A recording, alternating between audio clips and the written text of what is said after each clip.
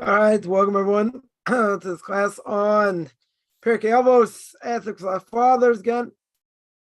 Welcome everyone to this class on Pirke Avos, ethics of our fathers, as is known. We are in chapter 2, Mishna 13, and this is part 14, and most likely part 15, part 16. All right, there's a lot here to speak about, so we're still speaking in the name of Rabbi Yossi. Rabbi Yossi over here says that, go out and discern what's the proper way a man should cling. And Rabbi Yossi comes along and says, a good neighbor. All right, so one of the things we mentioned last week is the fact that, a good neighbor, may give rebuke, right? Certainly may give rebuke, and about how to listen to their rebuke, because essentially they really care, right? They really care for the person. They want to help them, overcome or whatever it is, whatever they're going through. So again, we're going to delve, further in. That Rabbi Yossi says a good neighbor. So comes along, boy, Rebbe, Arav going to Mishna Moshlita, should be well. Brings on his commentary on Pirke Avos on ethics for our fathers, and he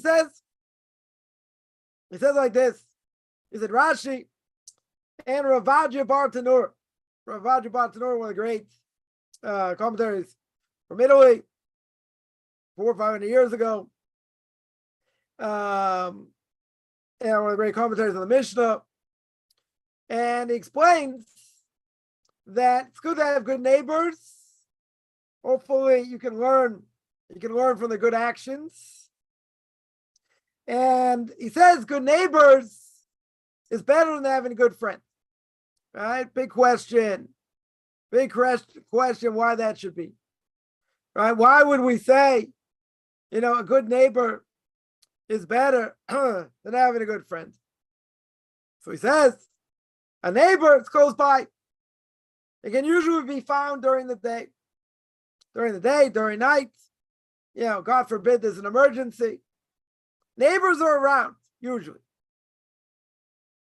Right? They're usually around.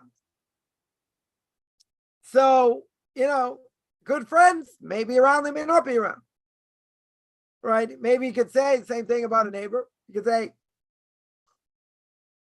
how do you know? How do you know they're always going to be around? But normally they are. I'm not saying they go in and out, this, that, whatever it is, but normally they're around. A good friend should be around. You should be able to lean on them. If a person, really needs them. But doesn't mean they're necessarily going to be there for you, right? And we sort of spoken about this before, and that is, when it comes to friends, comes to relatives, people we depend on, let's say, I'm not fond of this statement, but, I heard it a lot growing up, right? And I'm not going to harp on this because I've spoken about it before, in depth. And that is, expect nothing, whatever you get is a bonus, right? It's I would say very low level, very superficial way, of looking at the world. It helps the person, I would say, not be disappointed, very simply because they're not expecting anything. So if they don't expect and nothing happens, they didn't lose, right? It's a mechanism, protect the person, from pain, because if you really needed them and they don't come through, you're going to be ticked off because you really needed them. So you say, well, shouldn't support it. We shouldn't rely on anyone. Should only rely on Avinu Sheba Shamayim. Should rely on our Father in heaven. True. Very true. But in the physical world, sometimes we need help, right? Sometimes, we need help from flesh and blood, just, physical help, whatever it is. Doesn't mean God's not going to use them, make them a good messenger, God forbid a bad messenger, right? But at the end of the day, we rely on people. A person has a business or they work for someone, they rely on people. People are cogs in a wheel, so to speak. Got to get things done. Got to be productive. Sometimes we're not. Sometimes we're lazy. Other things. But when the chips are down, let's say we have people, hopefully we can lean on. And if a person doesn't, okay, you're going to rely on your own two hands. And you're going to rely on God 100%. Right? You're going to rely on 100% to say, okay, you're the one in charge. You're going to bring the salvation, however it comes. Right? But you got to put your best foot forward. Right? As the Pirke Avos says, duties of the heart. You got to put your best foot forward. You got to put it out there. Doesn't mean you'll be successful, but you got to, God is the X factor, big X factor. Over here, he can make it happen or not make it happen. But over here, what would we say, as my Rebbe here points out? What would we say? We'd say a neighbor is always around. He's close by. Now you can say a friend is also close by. Okay. But who's closer by? Usually a neighbor. Right? So a neighbor, my Rebbe would say in this case, is better. It's better than a good friend because he's around. Now, hopefully, they're a good neighbor. Hopefully, push comes to shove, you can rely on them. Etc. Now, if a person is a rabbinic scholar, then someone who's their neighbor gains even more. Even if they don't give them anything, just speak to them. Right? Because what do we learn the most?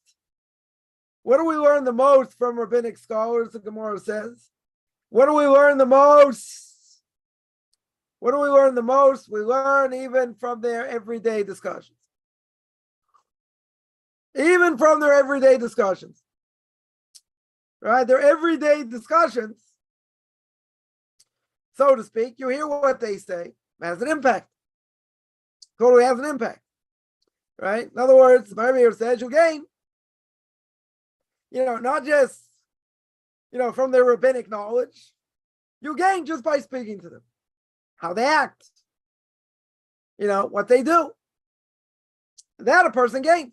Now, does that mean by any stretch, a rabbinic scholar is perfect? Is anybody perfect? Nobody's perfect. Right? Nobody's perfect. But at the same time, you see somebody has been working on themselves for years and years. They're different. They appear different. You see it on their face, they're different. All right. I've had the merit, be around and, sort of hang out with great rabbinic scholars of the generation. They are totally different. Right? Their face kind of glows. They have a certain, what we call a chen. I don't know how to translate that. They have a certain countenance. Translate it like that. They have a certain countenance on their face. You can't explain. It's impossible to explain. Right? I'm not even going to try and do it. It's just, if a person saw it, they know what it is. They glow. They have a certain glow. Why do they have that glow? They have that glow because of all the Torah they know. And B, how they've integrated it in their lives. How they worked on their fear of heaven. How they worked on their interpersonal relationships. How they worked on their service to God. Million things. Got a million things to work on. Right? It takes discipline. It takes a lot of learning. At the same time, we have to understand, we're going to see one day, probably when I'm about 105, we're going to see one day, that, a person has to know their place. They have to understand, where they're holding in the world. They have to be honest. We're not always so honest. If we were seriously honest, in general, we never get out of bed. How we deal with others, how we pray, how we serve God. The Pirke Avos, duties of the heart, says, a number of times, when, what we do is a fraction of what we're supposed to do. Right? It's a quarter, it's a third, it's, fill in the blank. We're not even close to doing what we need to do, practically speaking. But you know what? We have to serve him anyway, right? We have an obligation, to be the best we can be. But isn't it true? Isn't it true we fall short? We all fall short, right, at some level. So comes along, Moraine over our Beno, they ate Sahara. Comes along the evil inclination. What's the evil inclination going to say? See, it's too hard. See, you failed. See, your mind strayed, your eyes strayed. This happened, that happened. Can't do it. It's too hard. Right? Like, someone once told me that it's impossible, to know everything. Right? Look at my library, all these books, Hebrew books, English books. They say it's impossible to know everything. Not impossible. It takes a lot of work, a lot of effort. But they're saying, you can't know all this stuff. Imagine if they walked into a doctor's office. Right? Doctor has, let's say, maybe a couple of bookcases full of books. They say that to the doctor? Oh, no. Would they say that to a lawyer? Certainly not. Why not? Because they don't respect. They don't respect Torah. Here, a doctor, a lawyer, get all this knowledge. Not saying they don't have knowledge. Not coming to downplay that. Right? But, even if they have a lot of books, they're going to respect it. Why? Because they respect it. They respect what they do. They respect their knowledge. Oh, Torah? That's a different issue. Some guys say, see, you can't learn everything. It's impossible. Why is it impossible? Our Rebbe knows everything. He learns everything. You're not going to catch him anywhere. He might say, we're not sure, this, that. You're not going to catch him. Other great rabbinic scholars, I'm talking giants. You're not going to catch them. They have it all at the, tip of their fingers. Palm of their hand. They have it right in their hand. You going to say it's impossible? No. We're lazy. Essentially, we're lazy. If we would want Torah, I use this example over the years. If we would want Torah as much as Bill Gates wants to make money, wouldn't we be Torah giants? We'd already be Torah giants. King Solomon, wisest of all men, says in Proverbs, says King Solomon, you gotta search it out like you would. It's gotta be precious to you like diamonds and rubies. It's gotta be precious like precious stones. You gotta want it and desire it more than anything else. So you gotta say, very good. That's where it starts. Person has to have that fire lit. But what's the problem? You're gonna say, wow, it's a mountain. It's a huge mountain. Comes along Rav Aaron Kotler, blessed memory, started the famous Lakewood Yeshiva, and transformed America, the Torah community in America. And he writes the Mishna's Rav Aaron and Musar book on the holidays and other things. One of the things I think he says by Shavuos talks about acquiring Torah, right? We'll get there, get the 6th chapter one day, right? I don't know, when I'm 108, who knows, right? But we'll get there one day. So Rav Aaron says by Shavuos, he says, what's the judgment of a person on Shavuos? Torah. That's the judgment of the day. We're holding in Torah mitzvah, right? It applies more certainly to men than to women. This is about Torah learning, etc. But I'll mention one thing. He says, students are learning in yeshiva. They should come out at the age of 18, 19, 20, whatever it is, or, a little bit older, let's say, before they get married.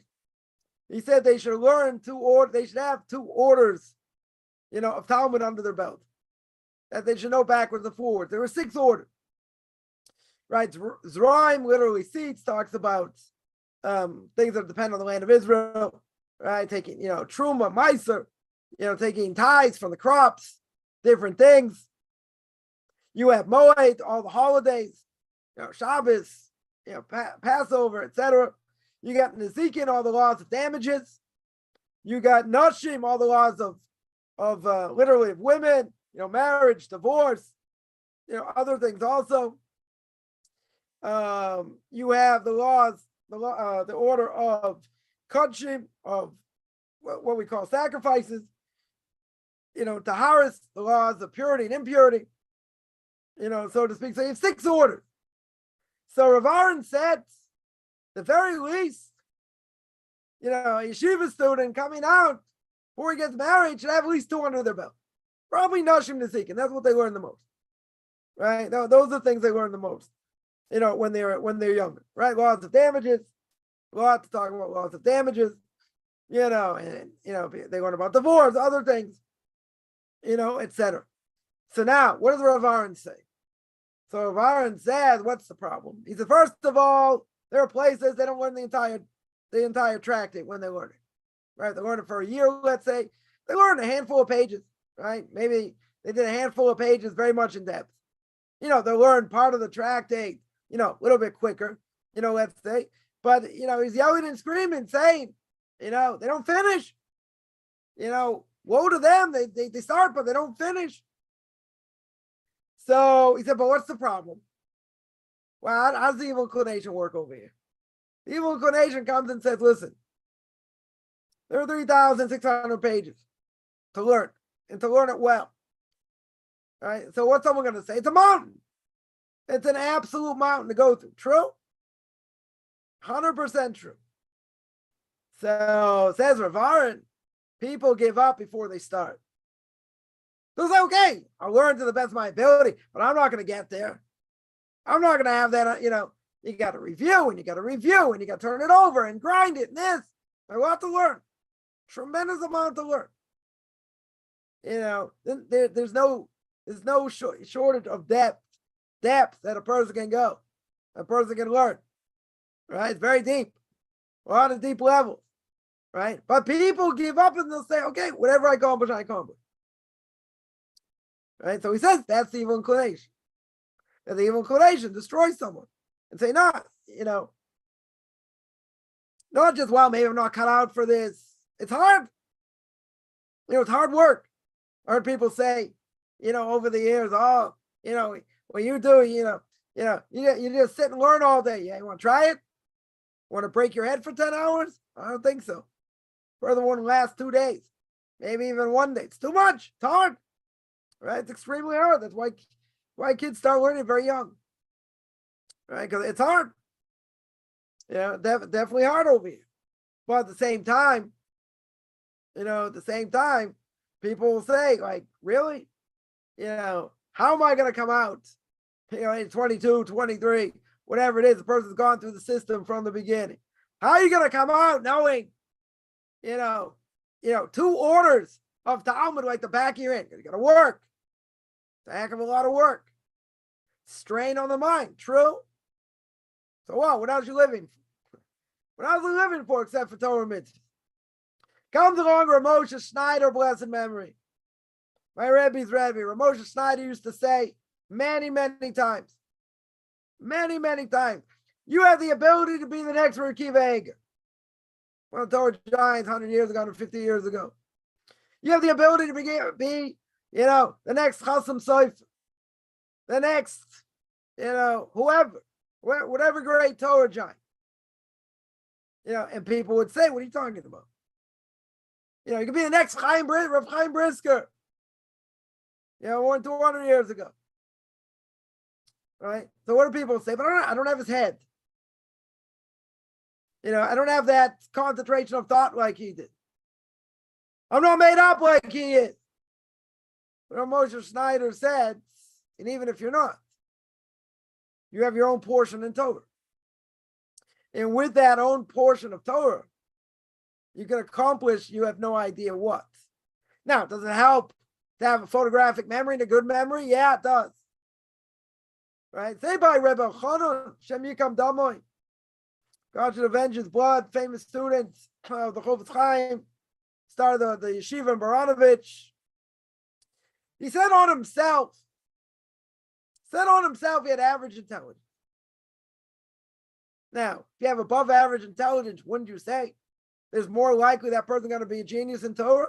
That, yeah, because you're gifted certain things, right? But a person can rest on their laurels and not want to work so hard because, they get things very quick, but they don't develop, right? They don't develop, right? Even in the secular world, you have people that are absolute geniuses and, they might be genius, but they have other issues, right? But in Torah, it's not a guarantee. It helps. Definitely helps. So Rabbi Chanan said on himself, if I remember correctly, Rabbi Chanan said on himself like this: I didn't have above average intelligence. I had average intelligence. But he was a Torah giant, an absolute giant. How to become a giant? How to become a giant in Torah? He said it was constant learning and review. That's what it was. Review, it's kind of like, something we'd rather, I don't know, cut our eyeballs with glass than do. You learn something, you want to go on to the next thing. Got to review. You got to review so you know Torah like the back of your hand. Because if someone asks you something, you got an answer like that.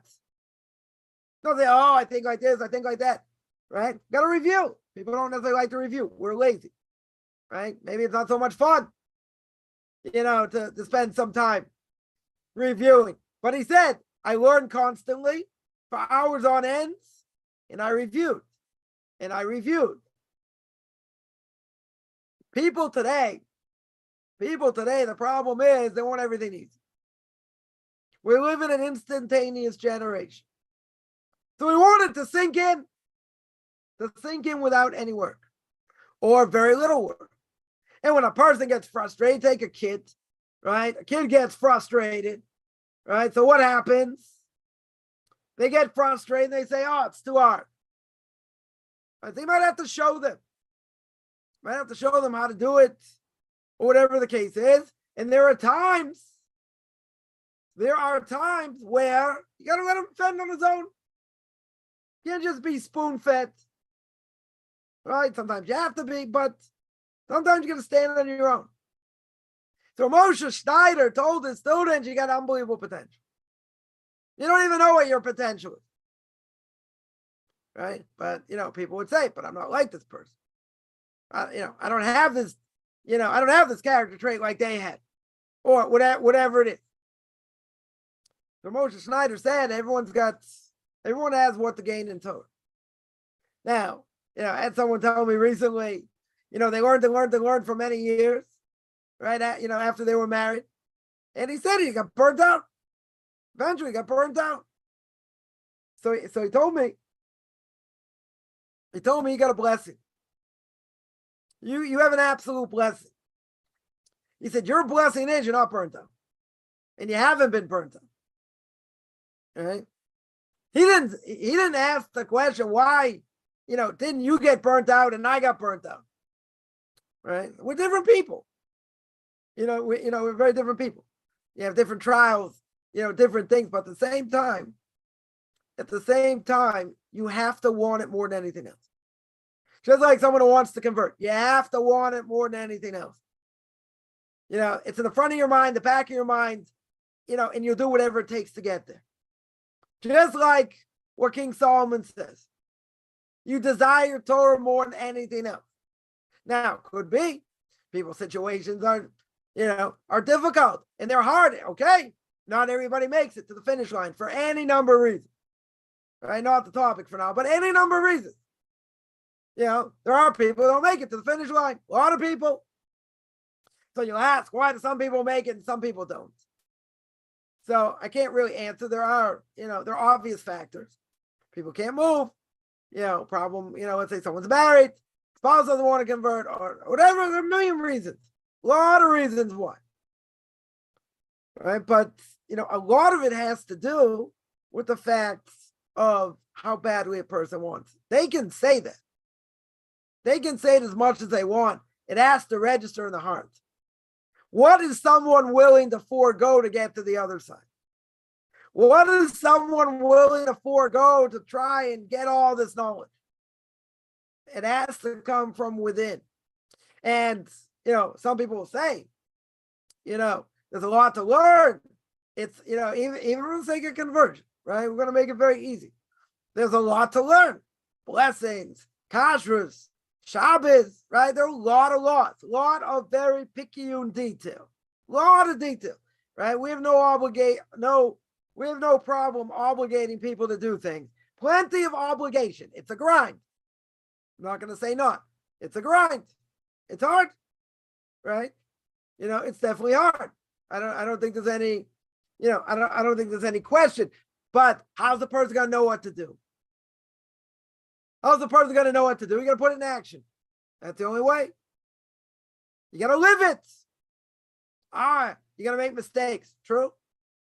Most people are going to make mistakes. A lot of mistakes. Okay.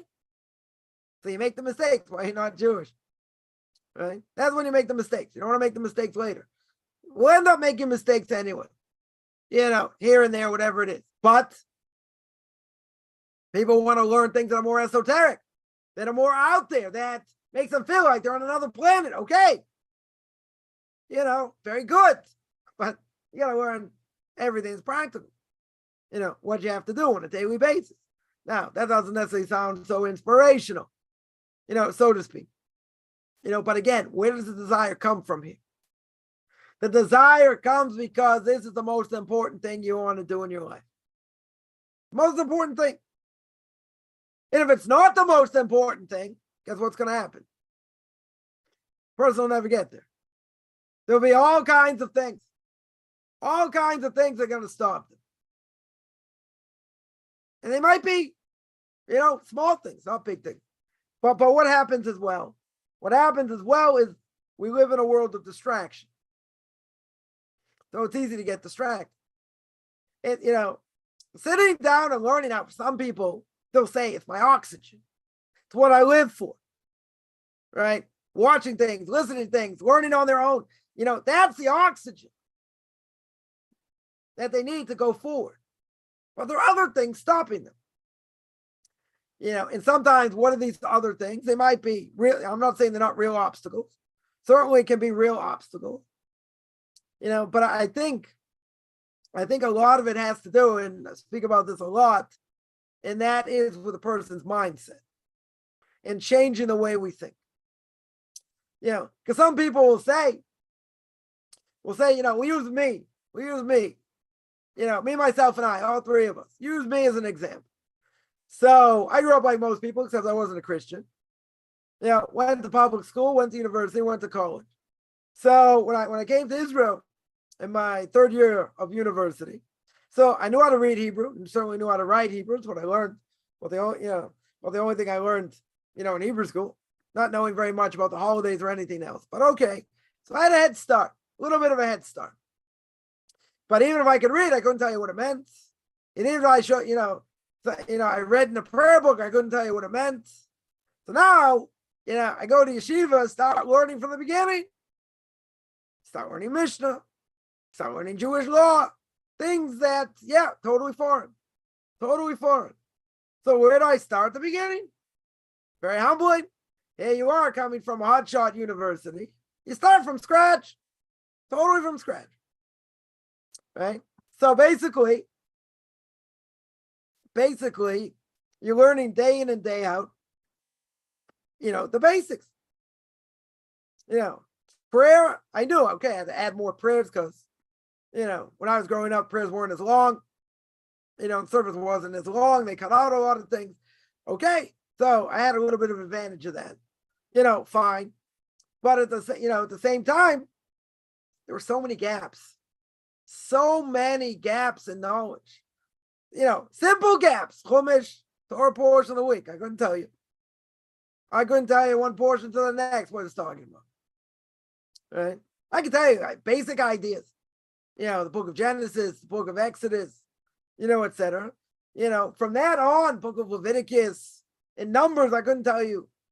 I couldn't tell you the stories of what was going on, per se. Had to fill in gaps. Right? No, most people understand. If you're starting from scratch, a lot of gaps. I had to make up a lot of time. Missed time. Right? But again, I'm talking about basic knowledge. I'm not talking about super duper, knowledge of mastering everything. I'm not there. Not even close. Not even close. I've come a long way for sure, but I still got a long way to go. But with that, I had to make up ground. Make up a lot of ground.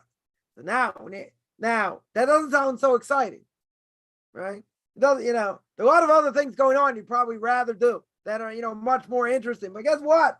You don't know what basically is going on in the Chumash.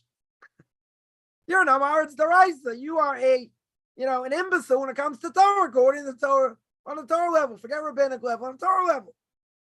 You don't know anything. Right? You got to start from scratch. You learn the book of Genesis, very hard, extremely hard to go through. The stories don't make a lot of sense in many ways. especially if we hold, especially, if we understand that the patriarchs, matriarchs, kept the Torah before it was given, whatever that means. A lot of questions, tremendous amount of questions, that we could ask. You go through, just getting simple explanation in Rashi, just understanding how he explains things, right? Everyone said, and I've heard others say the same thing. Person wants to have fear of heaven, right? Question comes up a lot. How do you get fear of heaven? How do you get fear of heaven? Not just, person's afraid they're going to fry in hell forever, right? If they transgress, like God's this big ogre is going to zap you left and right. No, God is mercy, right? But at the same time, the lowest level of fear of heaven is the fact that, a person's afraid they're going to fry in hell forever. You need fear? No question about it. What's the highest level? What's the highest level of fear of heaven? Under what we call Yiras his Romamus. What's Yiras his Romamus? It means fear, understanding God's the one in charge. God is in charge of the universe. God's awesomeness. God's greatness in the world. What he does in the planets and nature and all this. Right? So, when it comes to fear, you say very good. You need that fear, no question about it. But maybe my Rebbe and others said, you want fear of heaven in this world? I give you a very simple assignment. Read the Torah portion of the week every week. Read it with Rashi, right? You can read it in English. It's translated, Rashi's been translated, certainly into, many other languages as well. Whatever language it is, he says, when you see what Rashi writes and how Rashi explains, a lot of times, simple explanation. There are times they'll say, I have to go according to a medrash. Simple explanation doesn't work, right? As he says at the beginning of the book of Genesis when it comes to creation, right? And there are times they'll bring down a medrash, etc.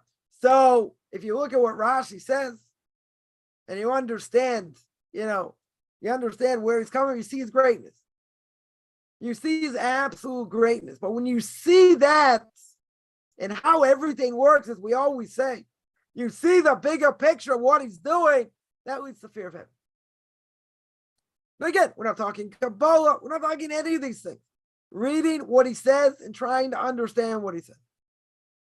You see the greatness of man, what a person can become, what breadth of knowledge that he had. There are people who say, yeah, Rashi says like this, I have my own opinion. Without Rashi, we wouldn't understand anything. We want to understand the Talmud. Imagine trying to learn Talmud or anything, prophets, whatever. Trying to imagine learn anything in Torah without Rashi's commentary. There was a time in history, before Rashi came on the scene, people understood Torah without his explanation, without his running commentary. People on a different level, totally different level. But he brought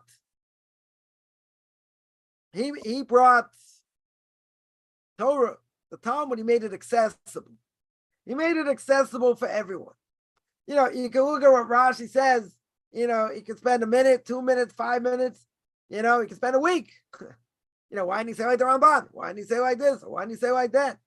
But when you see the breadth of knowledge, when you see the breadth of knowledge of what he does, and wherever he is, you got to think, okay, how do you learn Chumash? We'll make it easy. Tanakh. You look at what the Torah says, right? You read the verse. Think, right? Before you do anything. Okay, what's it telling me? What's it not telling me? What's it potentially telling me? Right? And think about what's going on.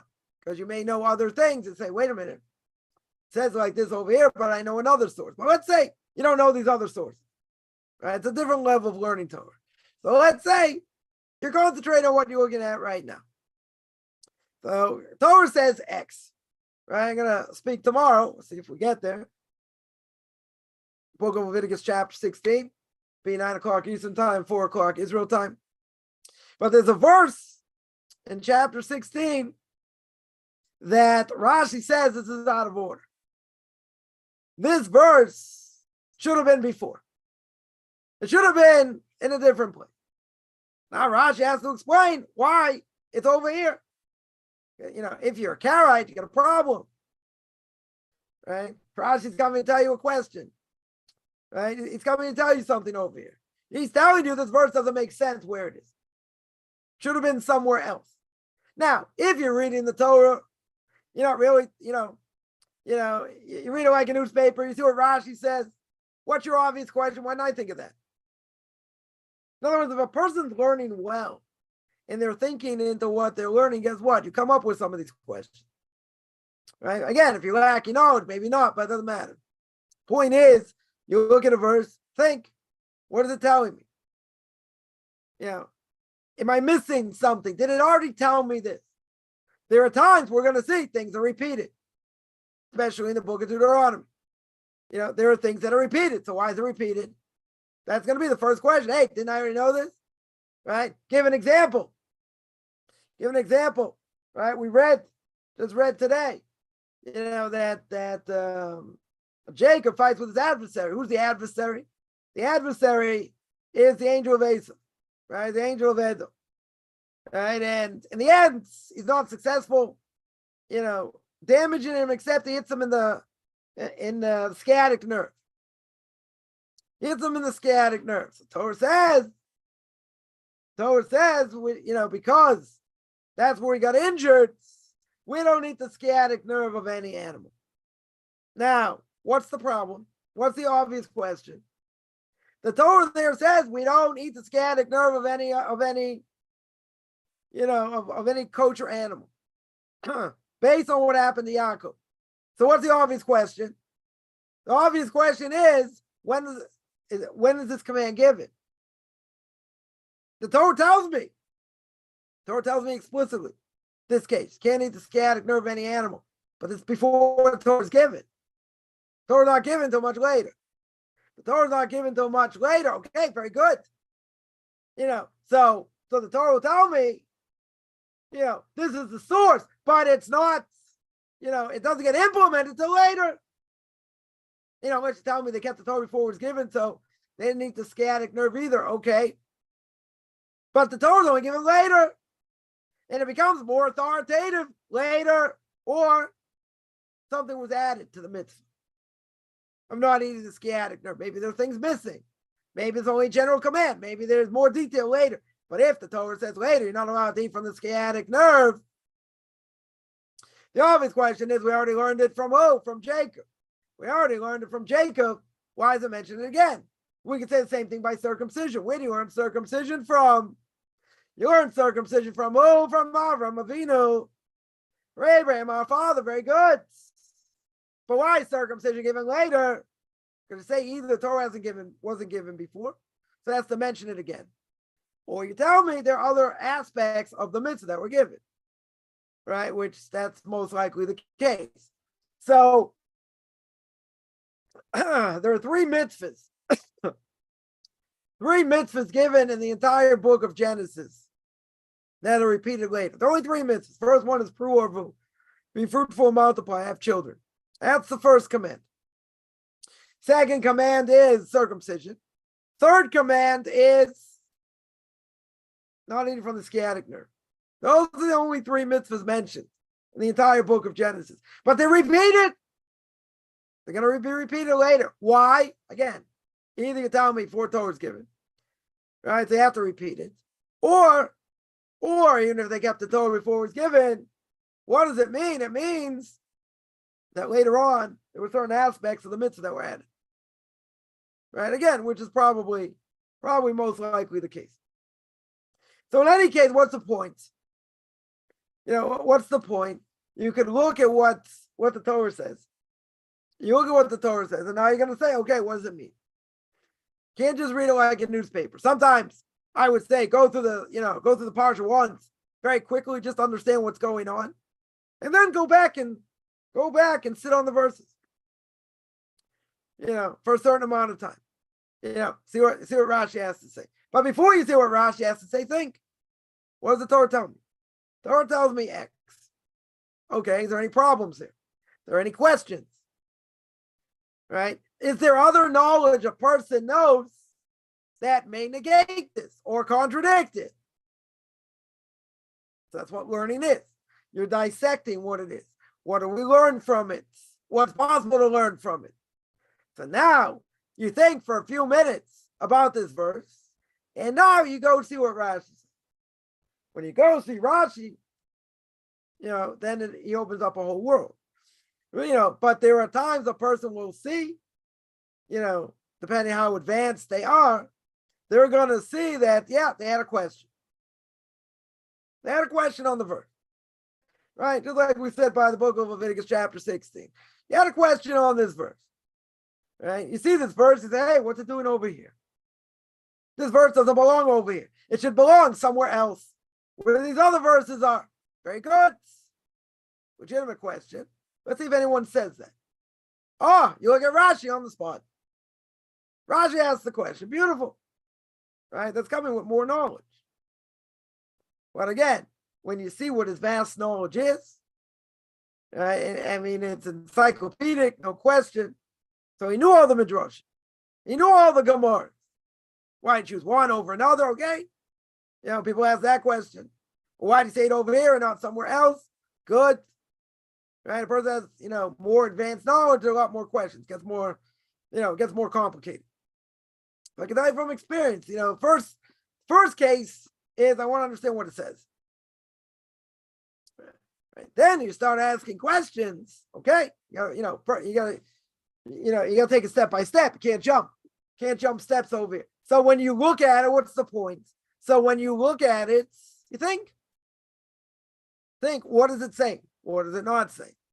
Right? So when you go through that and you go on a regular basis through Rashi's commentary, that brings you the fear of him. Because you see what he does. You see his vast knowledge. You see that, he's quoting from here, he's quoting this. Sometimes he says things, in an extremely simple way. Right? Meaning that, again, he's going according to simple explanation. So when he says something according to simple explanation, he may not be going according to other explanations. He may only be going according to this. Right? Because he knows the other explanation. Right? So when a person learns a little bit deeper, so then you say, well, now I have disagreements. Let's say Rashi says one thing. You have the commentary of the Ramban. He says something else. He rejects Rashi. He says why. Now, so we have to understand that, Rashi probably knew that. Right? He probably understood that, but he rejected it. Why? Oh, so you have to see. See, this is thinking a little bit deeper. It's one thing to understand they disagree. Very good. Now the question is why? And even if they disagree, just throw this out there. Even if they disagree, if it comes to Jewish law, does it change anything? Maybe it doesn't change anything. Right? Or maybe it does. Right? Because if you learn according to Rashi, maybe Rashi says like this, and then according to Jewish law, it comes out like this. You look at the Ramban, you look at others, they disagree. Okay, who's right? There's hierarchy, all kinds of things. So Torah has tremendous depth. Tremendous depth. Right? We're not even talking about Talmud here. We're talking about what Rashi says in Chumash. And the fact that he had all this knowledge. He had tremendous knowledge. And through this tremendous knowledge, going to lead a person to have proper fear of heaven. Right? That's what it's going to lead to. It's going to have proper fear. Right? So when you look at it that way, whatever a person has to do, let's say how they live their lives, how they go through conversion, right? You have to know what to do, 100%. Right? But it's also important, as we always say, to understand why. Because when you understand why, you understand, let's say, certain axiomatic principles. And let's say the laws of kashrut or other things. So when I understand the principle now, I have to apply it. Does it apply in this case? Maybe it does, maybe it doesn't. Right? But you have to know fundamentally how it works. So once you understand how it works, now I have a case in front of me. Right? I have a case in front of me. So if I have the case in front of me, question is how you deal with it. how you look at it, but I know certain things. Very good. Question is, does it apply or doesn't apply? Give an example. One example is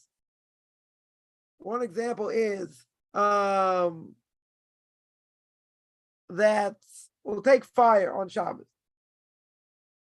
Right? Torah says, right, three things. Torah says forbidden. I remember the third one now. There are three things I couldn't figure out last week. And there are 2 out of 3. There are 3 things, according to the Torah, Jews are not allowed to do on the Sabbath. One is you're not allowed to kindle a fire. Second thing is you're not allowed to carry. Right? You're not allowed to carry without an Aaron. Third thing is you're not allowed to cook. Right? You're allowed to reheat, but you're not allowed to cook. Those are the 3 things. Now, the Torah says you're not allowed to kindle a fire. You're not allowed to kindle a fire. What about electricity? Is electricity considered like a fire or not? So basically it comes out, according to all rabbinic authorities, electricity is forbidden. Right? The question is, what category does it come under? Right? So, many say it has to do with building and destroying. Right? Very few, many say it has to do with cooking. But in general, it's forbidden. Now, so let's analyze. You have electricity. Is electricity, right? Turn on a switch, right? Turn it off, right? If I know other things about Shabbos, right? One of the things about Shabbos is you're not allowed to build or destroy, right? I'm not allowed to do that. I'm not allowed to cook. I'm not allowed to kindle a fire. So a person will say, so electricity, maybe it's like kindling a fire, right? Maybe it's got similar things, right? The question is how an electric circuit works. Is that really kindling a fire? People say, but you're not really doing anything. I just flick a switch. So what does Kaufman always say? Fine, take off the plastic of your outlet and now take a screwdriver and put it in there. I'm not going to do that. Why not? Because I'm going to get electrocuted. You just told me you're not doing anything. When you flick a switch, you're going to say, that's nothing. You just turn anything off and on. Very good. Well, what's going on? So the rabbis had to decide, the last generation, because the rabbis certainly, in the time of the Second Temple, they didn't have electricity, so they have to judge what is it. So it's not adding to the Torah. People say, you're adding to the Torah. No, they're understanding what it is. Does it fit into a category or not in the laws of Shabbos? What makes it forbidden?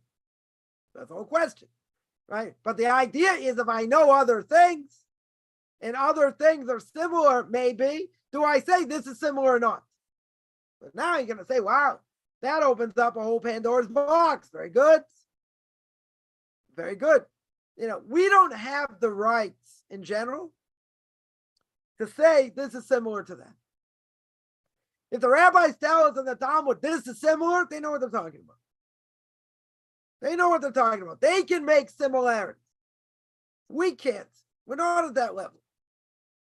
Right? So we can analyze, and we can say, okay, they're telling you this is similar to this. Now, do the same things apply?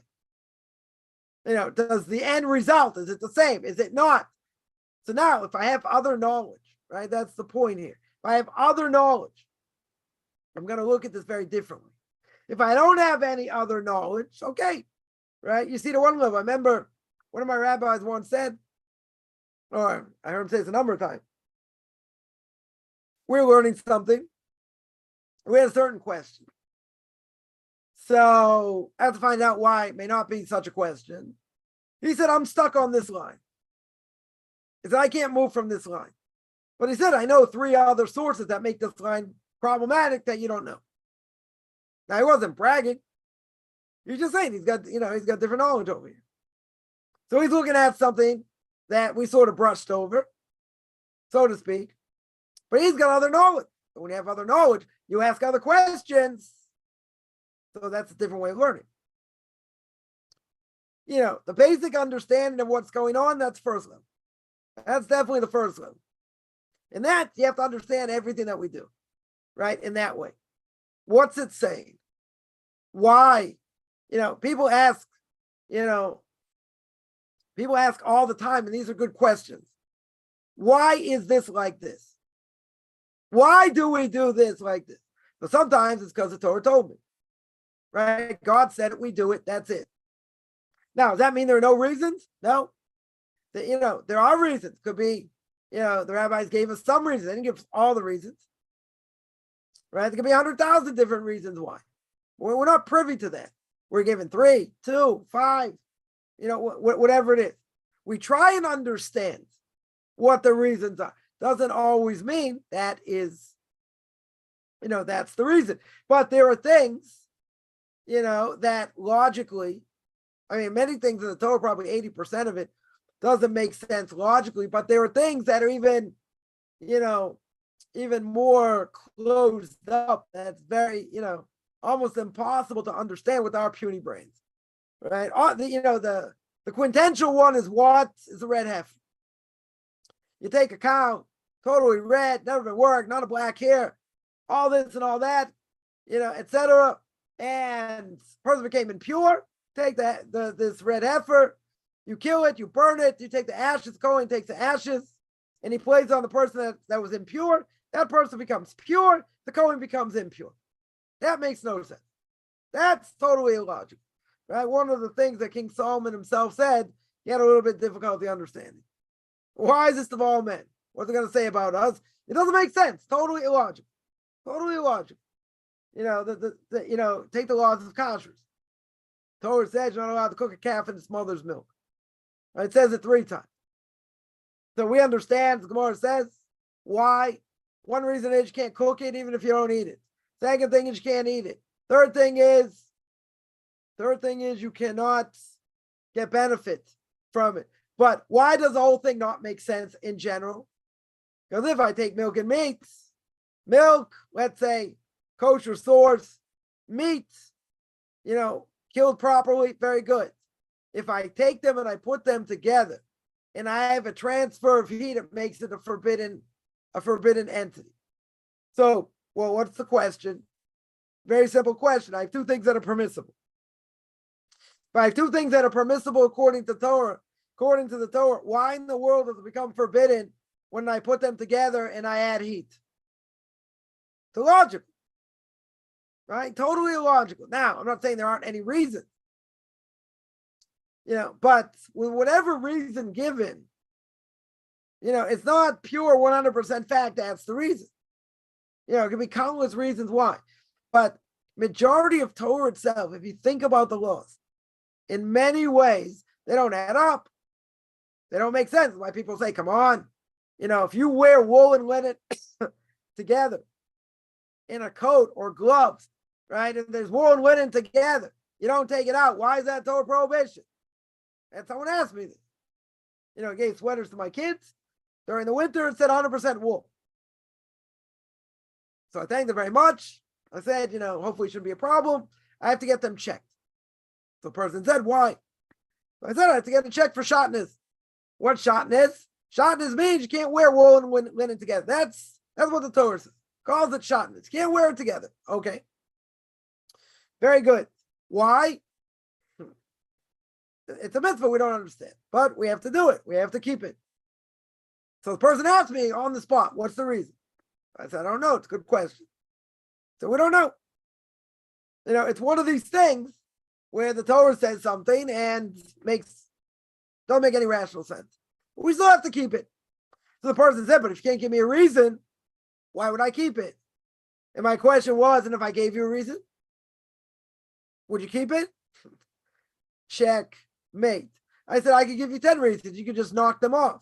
No, I don't like that reason. Oh, this reason doesn't appeal to me. Oh, you can totally blow it off and say, come on, you really think that's the reason? I don't know. It could be 100 reasons why. We're not given a reason why. A lot of the Torah, we're not given reasons why. Right? Doesn't mean it's not true. Doesn't mean we don't have to keep it. And it doesn't mean I don't have to try and understand it. The conservative movement, quote unquote, they'll say, well, we don't understand it. We don't have to keep it. Right? So they're going to say we're at the level of King Solomon. We are, we're so bright. We have so much knowledge. There's so much technology. We're so open-minded till my brain falls on the floor. And they're going to come back and say, no, come on, this doesn't make sense. Knock it out. someone's gonna, do this or do that. Come on, that's different. They're living in an agricultural society. We're not living in an agricultural society. These things don't apply, blah, blah, blah. So they have the gall, they have the chutzpah to say we know better. Okay? I think they're wrong. Right? They know better than God. Okay. But there are plenty of things in the Torah, make no mistake, that don't make sense. Probably more than 80%. Right? So you're going to say, why do you have to keep it? Because God gave it to Moses. Moses passed it down to us and it didn't change. Right? Moses said you can't add and subtract.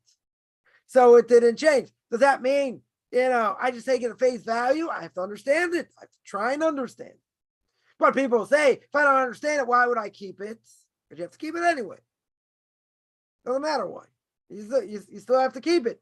Does that mean, oh, that's a leap of faith? We don't believe in a leap of faith. That's for Christians. Because that all their stuff doesn't make any sense. We have a pattern. We understand. God spoke to the Jewish people. God passed it down to Moshe. Moshe passed it down to us, right? Whatever that speech was. But God says in front of 3 million people, 2 million people, whatever it is, God said he's my trusted servant. Whatever he says goes. So where did that change?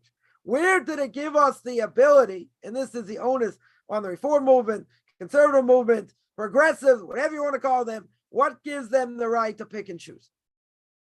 What fits their agenda? Without any knowledge, without ever looking into it, without ever understanding. We're not doing things by saying, oh, I just believe. There's a commandment in the Torah, Exodus chapter 20. The Torah says, God spoke to the Jewish people. At Mount Sinai, everybody was there.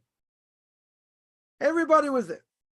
They heard at least the first of the 2 of the 10 commandments, and then they died, came back to life. Some say they heard all of the 10 commandments and died and came back to life. Whatever it was, the first commandment they heard was Anochi Hashem Elokecha. I am the Lord your God, Exodus chapter 20, verse 2. I am the Lord your God, took you out of the land of bondage, right? Brought you to freedom. Now, some of the commentaries say that's the mitzvah to believe in God. That's the mitzvah that says I got an obligation to believe in God. Very good. Now, that being said, is that just a leap of faith? Or do we have to believe in God based on knowledge? And the answer is the latter. We have to believe in God, and non-Jews have to believe in God as well. Even if they don't convert, they have to believe in one God. And the idea is we know God through knowledge, through history. There are things that have absolutely been proven. So if they've been proven, let's say 20%, 30%, if the Torah has been proven, historically, sociology-wise, papyrus-wise, any number of ways, right?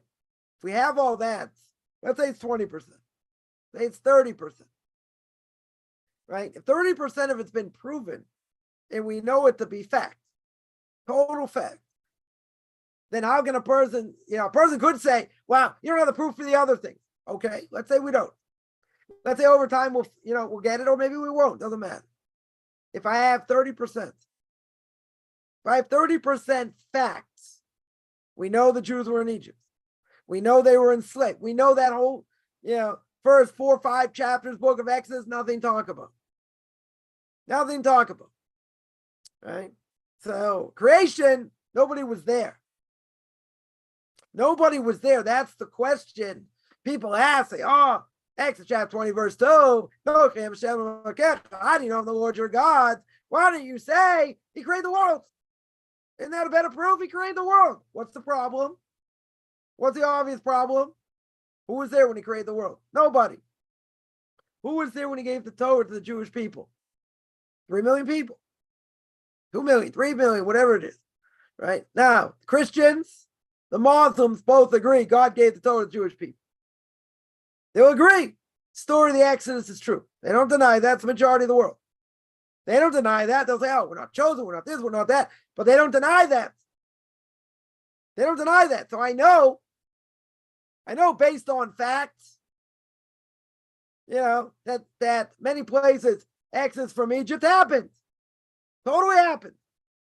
You can say, what about the rest of the Torah?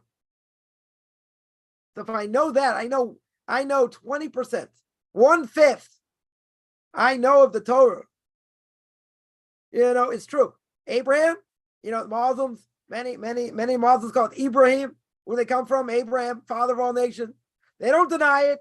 They don't deny the prophets. They don't deny Moses, existed. So there's a lot more than 20% proof or 30% proof. Now, even if we didn't have the other 70%, if I might already have enough to say, what, Torah might actually be true. It's a lot of evidence. Spoke about this on Tanakh Talk. Gave a number of weeks, going through sociological, historical, why we believe we're chosen, and the Torah is true. It's not the point for now. The point is that if I know 20%, 30% is true, the other 70% hasn't been proven, doesn't mean it's not true. That definitely doesn't mean that. Right? Just because it hasn't been proven, so what? It's telling me that I have a good enough chance that probably the rest is also true. Right? Even if it's 20%, even if it's 30%, right?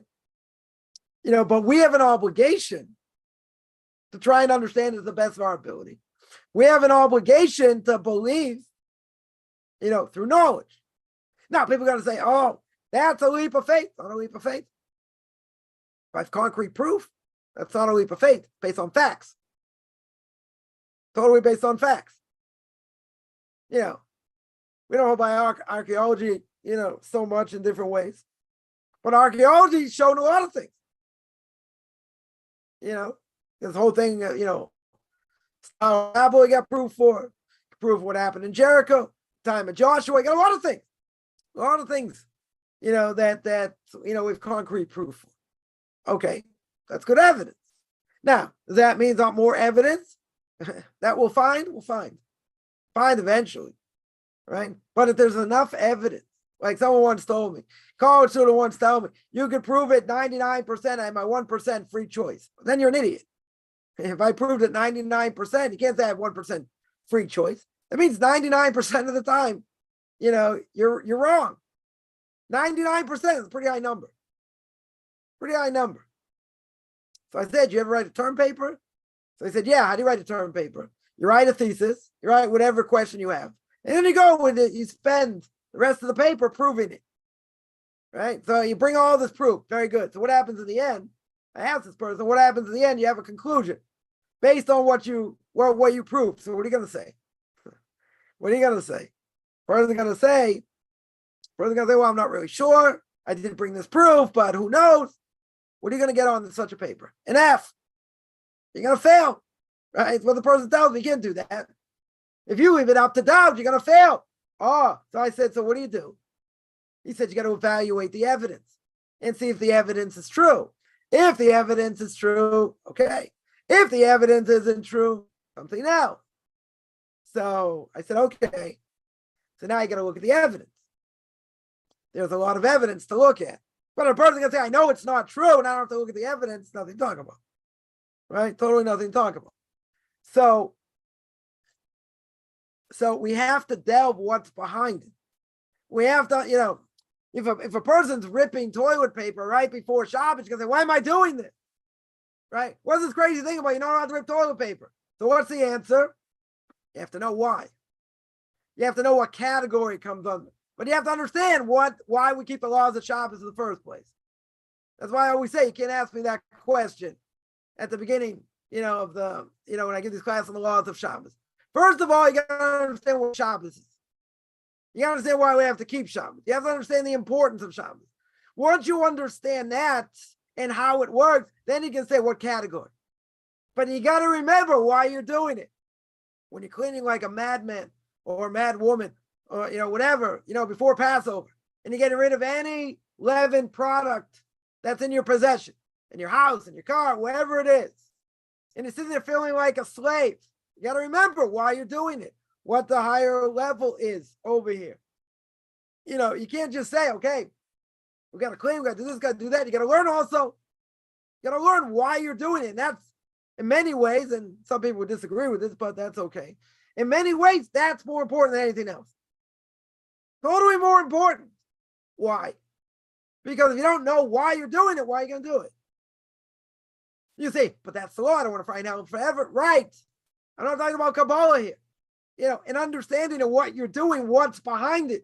Once you have that, okay, then you drive yourself crazy, cleaning this and that. But you got to learn. You got to think. It's not just all these antiquated laws that they don't make sense. And we all ate the same hallucinogenic mushroom in the desert. And that's where we were. And all these things happen. You got to think. Torah is about thinking. Torah is the opposite, and I've heard this again a number of times. Torah is the opposite of what people are going to say. Oh, you're in a cult. You're being brainwashed. I said, yeah, thank God. My brain needs to be a little bit squeegeed out. Needs to be washed over here. True. Why? Because the way the world looks, at things, it's not the way we look at it. So therefore, and most people also not necessarily aware exactly what a cult is. A cult, they don't let you think for yourself. They keep you up, all night, this, that. They don't let you think for yourself. Torah is total opposite. People, want to convert, come into Judaism. One of the things they're afraid of is about asking questions. Because the church, you're not allowed to ask questions. I say, can I ask this question? We love questions. There are no stupid questions. We love questions. Right? Doesn't mean the person necessarily going to like to answer. But certainly questions, we like, people should ask. Sometimes the answer may be because God said it. That's it. That might be the answer. But at the end of the day, how are we going to get to any knowledge if we don't ask questions? We have to ask. So back to what we said before. A person goes through Chumash and Rashi. Men, women, doesn't matter. That can have a tremendous effect just by seeing what he says, how he says it, where he gets it. You got learning is about thinking. And learning can be taxing on the brain. Now, somebody said, well, I'll get back to this point. I see a bunch of questions here. Well, I'll get to it in a second. This person said, well, I got burnt out. He said, I'm jealous of you. You're not burnt out. But, eventually this person he got burnt out. Right? So he learns. It's not like he doesn't learn. But, he's not learning as much. And he has a certain limit of how much he can learn. It's just, his mind wanders, other things. And the real answer is not everyone's cut out to learn. Certainly full time, 40 hours a week, more, this, that. Some people just don't have capability. But what's the bottom line? The bottom line is, person doesn't know what their capability is until they actually try. Right? That's what Rashi says. It says, when did a person start as a Levite to serve in the temple? One place the Torah says 25. One place it says 30. Good question for the Karaites. Difference of opinion. It can't be both. Can't be 25 and 30. It's 5-year difference. Comes on Rashi and says, why do you have 5-year difference? Because you give someone the opportunity for 5 years to sit and learn to see what's going to become of them. If they don't see success within 5 years, Rashi says they'll never see it. But they have to put everything into it. They have to put everything into it. So a person will say, come on, my kid's 18. He's been learning, since he was a kid. So you gotta get him a job. So he's got to go to university. He's got to have a grueling schedule, maybe 2 mornings, 2 afternoons a week, right? He's got to really strain his brain over here, right? But you got to give him an opportunity. You got to give him 5 years. His mind's just starting to develop. You don't give him that 5 years, you're cutting him short. But is that a guarantee? Again, is that a guarantee a person will be successful even within those 5 years? No. Some people, it's just too hard. They can't, whatever. But a person has to try. A person has to try the best of their ability. At the same time, it takes tremendous effort. Tremendous effort. People learning 10 hours a day more. Just they're straining their brain to no end. To get to what the text says and why and this and that. And that's how they become great in learning.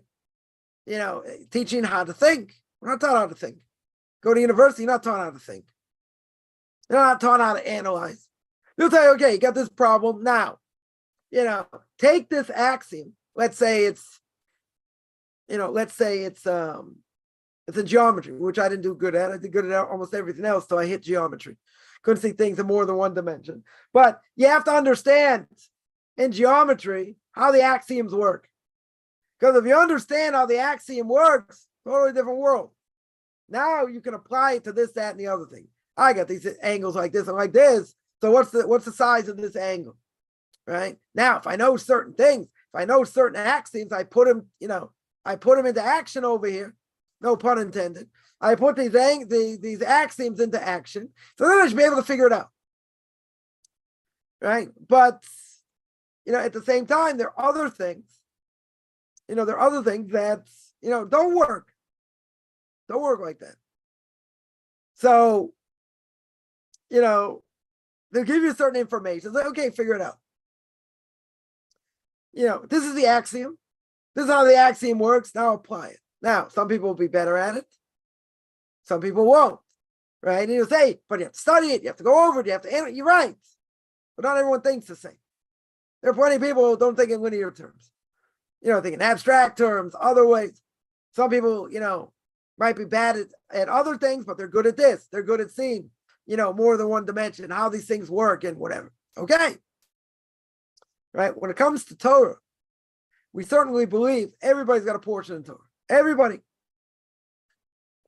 So the question is, how much of a portion does the person take? And what is it dependent on? You'll say it's dependent on knowledge. It's not dependent on knowledge. You know why? Because when it came to Moshe Rabbeinu, came to Moses himself, God gifted it to him, gave it to him on a platter. For us to be able to learn and understand Torah at any level is a gift. It's a gift. You say, why? There are things that make sense, this and that. Yeah, a lot of it doesn't. A lot of it doesn't. So we have to think totally different. Totally different. So the idea is a person can say, well, for me, it's different. For me, I don't think this way. It's too hard. I have less time. Okay. But it's not based on, it's not based on IQ. Someone's mentally challenged. We're not talking about that. Let's say like Rabbi Elchanan. Take Rabbi Elchanan, Hashem Yikam Damo, God should avenge his blood. Take someone like Rabbi Elchanan, said on himself. He had average intelligence. Average intelligence. Right? If he had average intelligence, how to become this great? Because he worked hard. And God helped him. But he studied like a fiend. He studied left and right and center. He reviewed and he thought. And he didn't get distracted. He worked on himself. There are a lot of things distract us. A lot of things that can distract us. Can't get distracted. We have to focus. Not about IQ. If someone has a higher IQ, let's say a much higher IQ, very good. So that means they're going to learn things and it'll be quicker for them. Because they're going to, they'll be able to learn deeper in many ways. Why? Because they have higher level of knowledge. But you see, someone who picked up something very quick and someone who grinded it out and eventually picked it up and it took him much longer, he'll get more credit because he worked harder. Torah is something on all levels. On all levels, person has to work. A person has to grind. Person has to think. Yeah, we want brass tacks. Why, what's the halacha over here? What do I do in this situation? Good. Right? But we have to analyze. This doesn't necessarily apply to women. Women just want to know, what do I do in this case, that case, the other case, not necessarily going so much in depth, not saying they can't. Right? But a lot of it has to do with intellectual gymnastics in many ways, right? But you have to know what to do. You have to know how to do it, what's behind it. But at the same time, all this comes with tremendous amount of work, tremendous amount of dedication, right? So someone says, how do I get the fear of heaven? So you learn Chumash and Rashi. You think about how God runs the world. Now, I get this a lot. People say, yeah, I think about that. Doesn't help. Doesn't help. I say the mantra over and over again. It doesn't help. Things do not happen overnight. Let me repeat that. Things do not happen overnight. There are no instantaneous things that I get automatically. I can't jump levels, right? Just like that ladder, angels going up and down, right? In Yaakov's dream. When you climb up a ladder, you can't jump levels. Can't climb up 10 rungs at once. Can't do it. You got to take it step by step, and sometimes you slip. Sometimes you fall. You got to get back on the ladder. You got to get back climbing up, right? But it's step by step. It's grueling. It's grinding, right? But that's how you get there. There are no shortcuts. I remember I had to read these books in high school. I had every cliff note, meaning that just a shortened version of it and what's going on, what's the theme. And the second, I didn't like to read. I hated to read. I never read for fun until I was probably 20. So, I didn't like to read. So I wanted a quick version of what's going on. Okay. There is no quick version to Torah. I hammered somebody yesterday because they hammered me, so I hammered back, about the conversion process. Right? I did my Q&A on last Tuesday. And why do you have to know so much? And, the Gemara says, and the Rambam says, the Code of Jewish Law says, you only teach them a little bit, this and that. So I answered step by step. I answered every question. Torah's hard. And if you convert someone before they're ready, you're doing them a disservice. Total disservice. Does that mean they have to know everything of everything? No, doesn't mean that. Right? They have to have a certain level of knowledge. Now, that being said, is it going to be easy? No, it's not going to be easy. It's not supposed to be, but it's not instantaneous. People make a serious mistake. And they say it should be much quicker. How much quicker? What shouldn't they learn? Well, it's a Shabbos, knock that out. So how are they going to know how to keep Shabbos? Right? Blessings, knock that out. They're going to eat food. What are they going to do? Kashrus, they're going to trafe up their whole house. Right? They're going to mess up their whole house. Mixture of milk and meat. Prayer, they have to pray. Even non-Jews, should give thanks to God. They don't have all the obligations of prayer we do. Right? So what do you take out over here? No, so I only teach them a little bit, of all these things. How much is a little bit? Teach them the basics. Teach them the basics. Okay. Tell that to a professional athlete, when they're growing up. It's more than teaching the basics. There are a lot of things. A lot of things are involved. A lot of things. Not just one thing. Things do not happen by osmosis. Things happen because you work hard. That's what it is. You have to work hard. Not only that, you got to put it into your brain, you got to live it. That's another thing. A person can have tremendous book knowledge. Okay. But if you don't see it put into action, it's book knowledge. Book knowledge is worth something. Very true. A person can have tremendous book knowledge. They can read a book, let's say, a number of books on how to swim. Now, if you take that person and throw them into a pool, all the book knowledge in the world, what's going to happen? They're going to be at the bottom of the pool. They're going to drown. Why are they going to drown? Because book knowledge can only take you so far. If they haven't seen it in action, never been in a pool, they don't know. They don't, I'm not saying by the laws of Shabbos, blessings, you can know how to say it.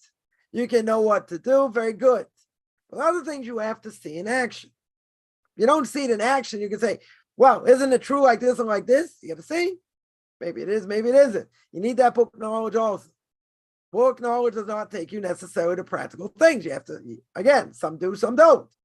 I'm not gonna overgeneralize here. A person can learn many things, reading, getting supplemental knowledge.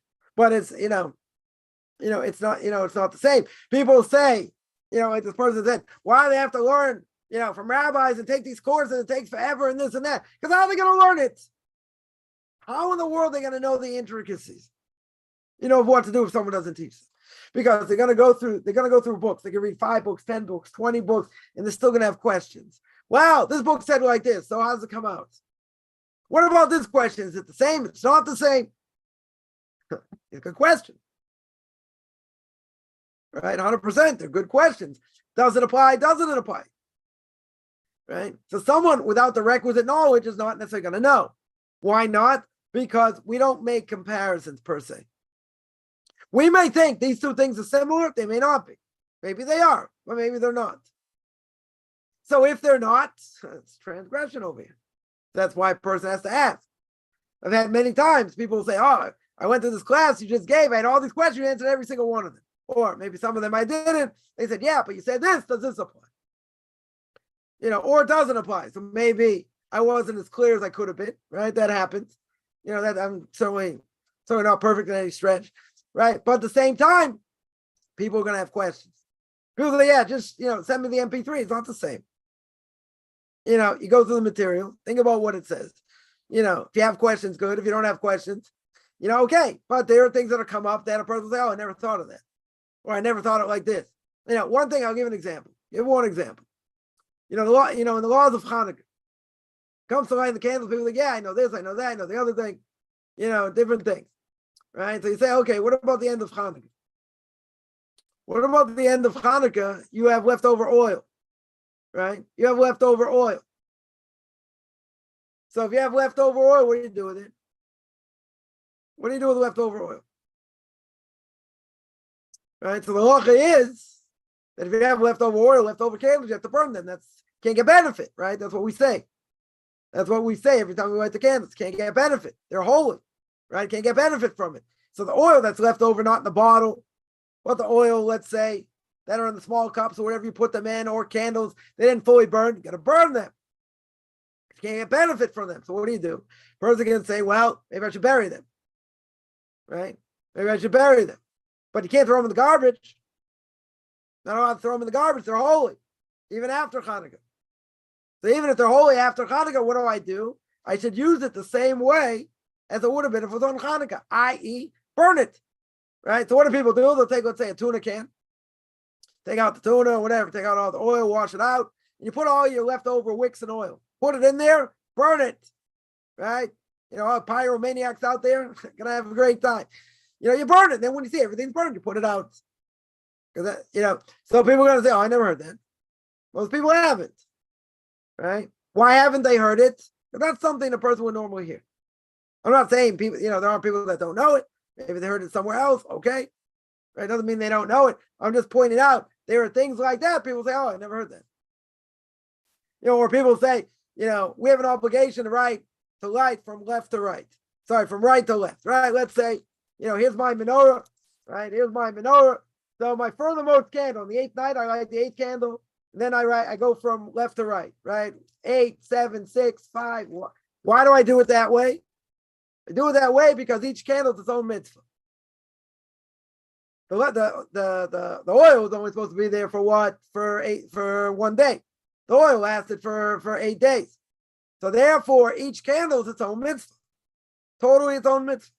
So I light from the furthermost candle and I go backwards. All right, I go forward. I go forward over here. Now, people can say, yeah, I light the candles, in this way I light. They'll never heard of it. I never heard of it growing up. You light the candles, okay. You write the first one, then you write the second one, right? The halacha comes out. I'm just going to throw this out there. I was learning this last week. Halacha comes out even if I lit it the opposite way. I still fulfill my obligation. Right? You don't have to put them out and relight them without a blessing. You still fulfill your obligation. Okay. Right? But what's the best way to do it? Best way to do it is we said. You light the furthermost candle and then you go the other way. And then you do each candle afterwards. So there are plenty of people out there guaranteed never heard such a thing. Of course they wouldn't have heard such a thing. Where they heard it from? If they didn't learn it from the proper source, then they don't know. They you think a reformer conservative Jew cares how they light the candles? Doesn't matter to them. They just light them. They say, well, I get the mitzvah. You're right. It's 100% true. They'll get the mitzvah. Even if they light them out of order. They'll get the mitzvah. Where won't they get the mitzvah? If they let's say they use a menorah, that's round. Right? In other words, it doesn't go in a straight line. It has to go in the straight line like the menorah in the temple. But we say adlaka oisa mitzvah. Once I light the candle, I get the mitzvah. True. They'll get the mitzvah for lighting the candle, but it's not in a straight line. Right? They have menorahs on the market. Person has to be careful. Buy these fancy menorahs. They're not so fancy, whatever it is. And it's out of order. one's above the other, but whatever the case is, not in a straight line. It's got to be in a straight line. Right? So you don't fulfill your obligation that way, but we could say once they light the candle, doesn't matter, they still get the mitzvah, but you want to do it right. We guarantee most people probably haven't heard that either. They'll say, yeah, menorah's straight, very good. But what there are people, I guarantee it, fancy menorahs. Right? Let's say, they decide they're going to light them, very good, but they're not kosher. They're not kosher to use. Got to use a kosher menorah. But if they light it, don't they get the mitzvah? Fine. They get a D- in the mitzvah, but they get credit. They get some level of credit. Now, most people probably don't, if the reformer conservative, never heard something. Never heard such a thing about the leftover oil, guaranteed. Right? Guaranteed. But, it's something the person has to know. What do you do with the leftover oil? Right? So that is something, you're not going to hear. You're not going to hear that much. Or at all. But again, that's what learning is. Totally, that's what learning is. Most people also, they use these colored candles. Very good, but they have to last at least half an hour. Colored candles don't last half an hour unless you put them in the freezer. For some reason, you put these candles in the freezer, they last longer. Okay, whatever it is. So, a lot of people light these colored candles, but they don't last the amount of time. They don't last. But don't they get the mitzvah for lighting? They get a certain level of mitzvah. Not going to say not, but if you're going to do it, do it. Don't make a mockery out of it. They'll say, yeah, it doesn't matter. Of course it matters. Details matter. We get caught up in the details. That's a whole nother discussion. Not going to get into, but we get caught up in all the details. Okay, but you have to know what to do. How in the world are you going to know what to do? You have to learn. You have to learn. You have to review. If you learn, you don't review. It's like seeding without plowing. Plowing without seeding. You don't get anything. You don't get anything from it. You have to review. You have to renew. You have to review. You have to think about what it means. What am I going through? Right? It's what's behind what we do. You have to know the details. Everyone will tell you it's the details that matter. True. I'm not going to disagree. It's the details that matter. But at the same time, I have to know why. To the best of my ability. What was going on? What's the purpose? Right? So to speak. So you have to think. You have to learn. Right? And it comes with a lot of work. I don't think there's any question. I don't think there's any question at all. Such a thing. Yeah, a lot of questions here. I will start dealing with them. Someone says it's a good thing. First in the process of conversion, JIT, to learn the basic laws and then you read whatever your heart likes. Yeah, I mean, listen, you should be doing everything at once, but you can't. Person doesn't have that much time. Right? So person should definitely read, what they enjoy, but the basic things you have to get down. Does that mean I shouldn't learn anything else? Million things to learn. Person can learn, Jewish ethics, Musar, Jewish history. I mean, plenty of things. Right? But again, you have to get the basics. You have to get more of the basics down. That's the focus. And everything else you do is extra credit. Right? Let's say. Someone asks, why do some Hasidic women wear a short wig? And a little feminine kippah. I don't know about that. But what they do is they might wear a short wig and have like a pillbox on top. I'll call it a pillbox. That's what it looks like. Right? So something that's part of the style, or they cover their head twice. I think it's really part of the style. Right? But if you wear it too long, that's ostentatious. Ostentatious over here means that it's not modest. Why? Because if it goes too long, then people stare. Forget the fact it looks like regular hair. That's another issue. That's a different issue. Sephardic women would never wear, a short wig or whatever. Why? Because they say it's like human hair. It's better than human hair. Could be. Right? But what's the halacha? The halacha is you have to cover your hair. That's the halacha. So who said you can't, who said you can't cover it, with human hair? So they're going to say, but the problem is you look better. You look better that way. Okay. Right. But what are the Ashkenazic rabbinic authorities going to say? You're covering your hair.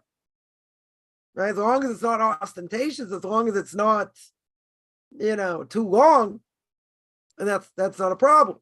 Right. So if it's short, they wear something on top. I don't know if it's I don't know what a feminine keep. I don't know what you're referring to, right? But there are plenty of Hasidic women that wear something on top of the wig. I call it a pillbox. I don't know if that's what you're referring to or something else. I'll call it a pillbox, right? Why do they wear it? I think for style. I don't think for any other reason. I think it's just for style, right? Some will wear, let's say, a scarf on top, not covering the entire wig, whatever, stylistic reasons, but there's, that's not a problem. Any other quote unquote reform or conservative movement, they put these stupid things on their head, this doily that they call it, or, it's satin or whatever, it's totally see-through, it doesn't do anything. Or some of them will actually wear a kippah because they want to be like men. Okay, but that doesn't cover their hair. Women don't have to cover their hair when it comes to prayer. If they're married, they have to cover their hair. Right? If they, even if they were married before, now they're divorced, or they're widowed, doesn't matter. Right? They still have to cover their hair. What about a non-Jew converts? They're divorced or widowed, they don't have to cover their hair. Because that's not considered, even if they're legally married or living as husband and wife, as noahide or whatever, it doesn't matter. Right? That doesn't matter. They don't have to cover their hair at that point. Even after conversion.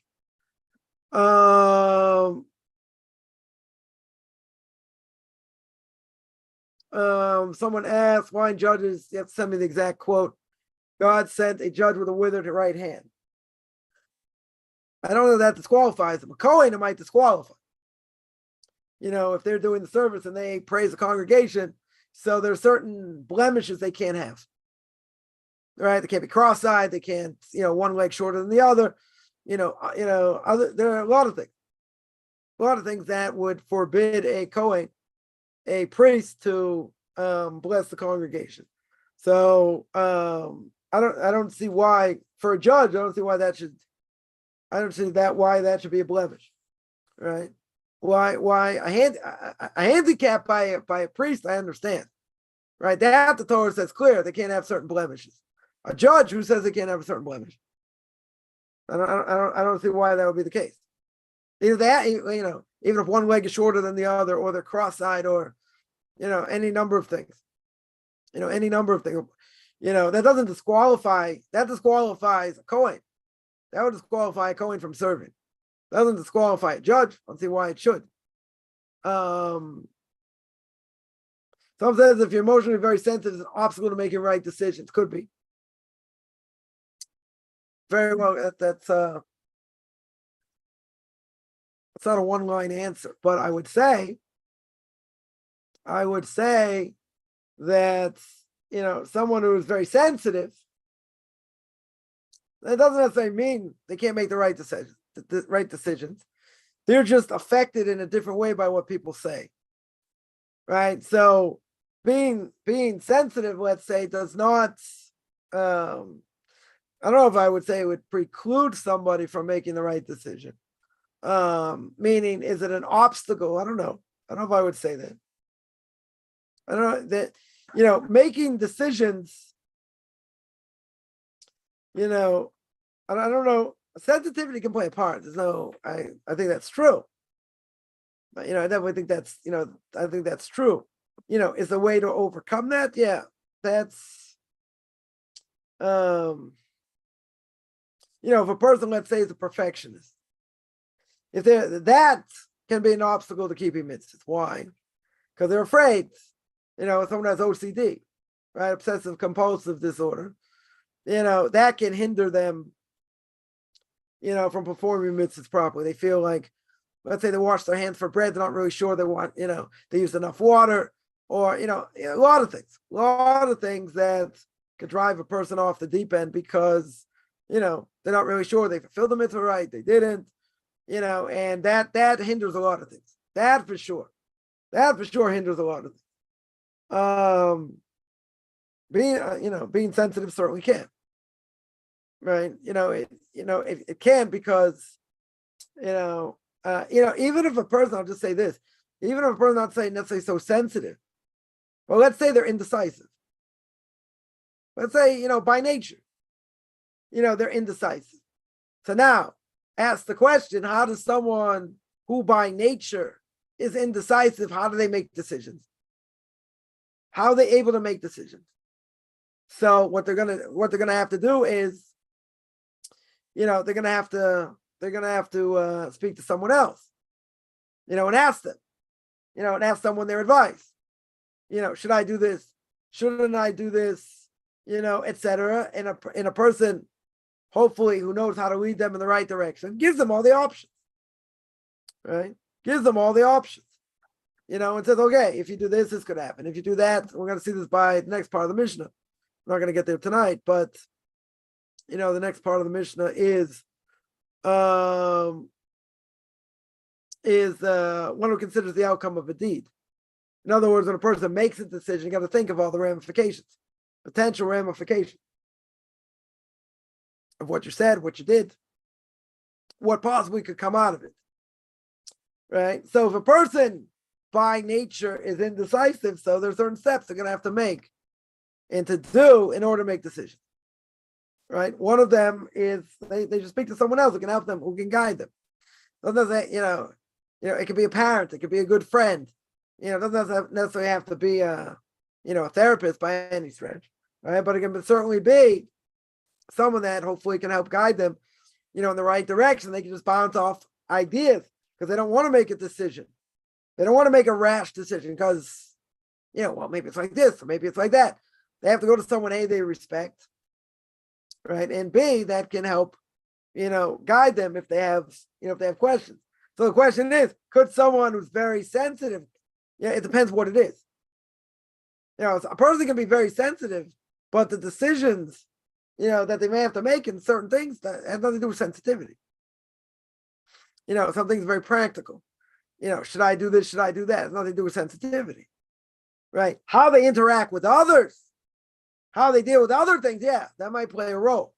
That certainly may play a role, but it doesn't, it doesn't necessarily have to play a role over here making decisions. It depends. If it's a sensitive thing, and the repercussions could be, God forbid, catastrophic or whatever, there are certain things that it could hinder. I would say that. Is it going to hinder all things? No, I wouldn't say that. I would say it depends, it depends what it is. I would say it depends what it is. Somebody says, what about electricity? I mentioned that. What about what about solar electricity? So solar electricity, we say on Shabbos, is forbidden. It's forbidden to use because it's an offshoot of the sun. If it's something that's an offshoot of the sun, just like, if it was very hot outside, let's say it's 40 degrees Celsius, right? Or let's say 100 degrees. You took an egg, you put a frying pan on the sidewalk. What's going to happen? It'll fry, right? Eventually it's going to fry, right? It's going to cook. You say, I'm not doing anything. The sun's doing it, right? So we hold the person may forget.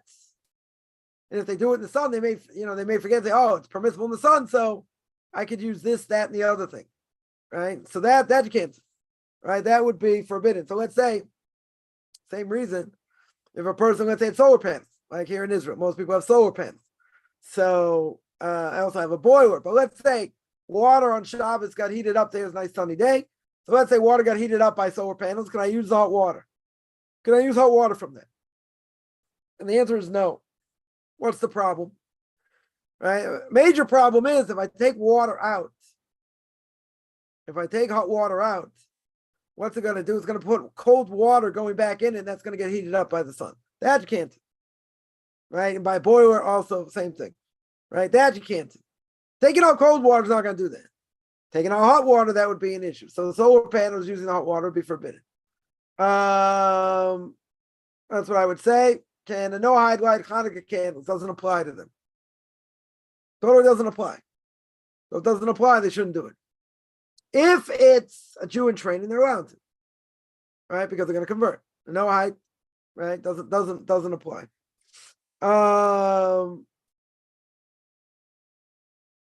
Someone here mentions, the curtain of the Holy of Holies was made, or the high priest's vestments was made of shatnez. True. The high priest also wore shatnez, right? He wore mixture of wool and linen. That's a different issue. But the high priest is a different issue, right? We're not talking about, we're not talking about, we're not talking about the high priest. That's true, right? But also, listen, they did certain things on Shabbos that's to create Shabbos, bringing sacrifice, but superseded Shabbos, right? 100% superseded Shabbos. So if it supersedes Shabbos, then obviously Shabbos takes a back seat over here. Same thing, right? Same thing with wearing wool and linen, right? For them to be permitted, everyone else would be forbidden. So someone asks, am I saying the person may not wear a linen shirt and a wool jacket simultaneously? No. Right? Let's make clear. Shatnez means I have a jacket. Right? You have a jacket that is 100% wool. If you have a jacket that's 100% wool, I have to get that jacket checked for shatnez. It has to be in the same, I should have made clear. It has to be in the same garment. If it's not in the same garment, right? Person wearing a wool shirt, let's say, a wool shirt and a linen shirt and a wool sports coat, or a wool, let's say, heavy coat, whatever it is that I can do. Right? It's wearing them. I should have made clear. It's wearing them together in the same thing. In other words, if I had I had a winter coat, right? I cannot have wool and linen together. If I had a winter coat, it's linen, and I had a wool shirt on and a sweatshirt, not a problem. It has to be in one place. A sweater. Sweater's a good example. It says 100% wool. Got to get a check, make sure there's no linen in it. But if I wore a linen shirt and I wore that over it, not a problem. Definitely not a problem. Yeah, let me see. Can I work as a cleaning guy in a Christian institution? Oh. Let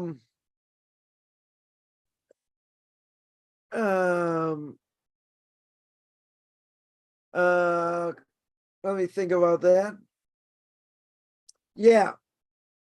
Cleaning probably is not a problem, but there was a question came out. Somebody's called in, let's say, to do maintenance work,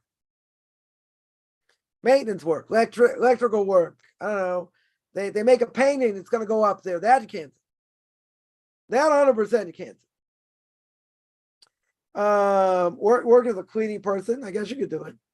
I don't see anything, so you're making it clean. Okay.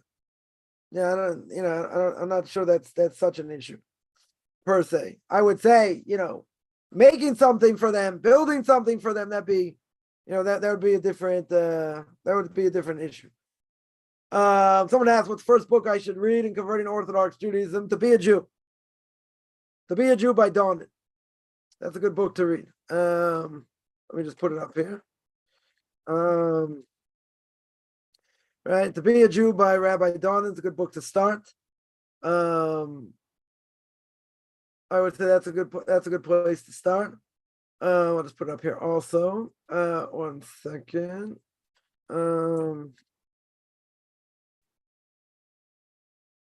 Someone asks. 1 second. Multiple food.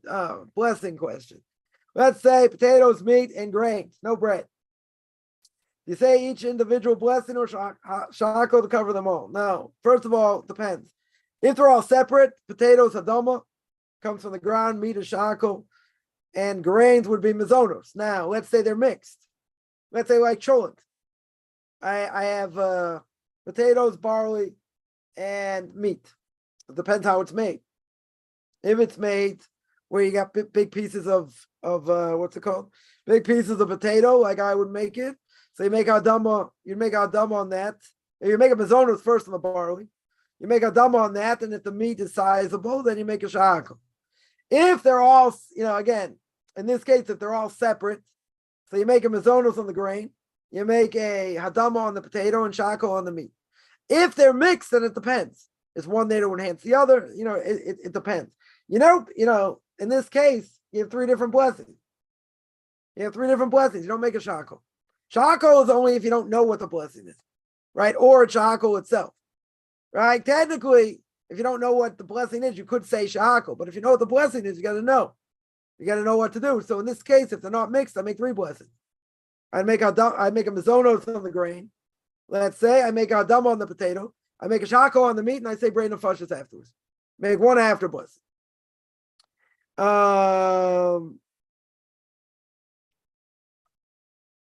Someone asks, is a vow made as a Christian still valid after leaving JC learning Torah as a B'nai Noach? No. I know vows apply to non-Jews.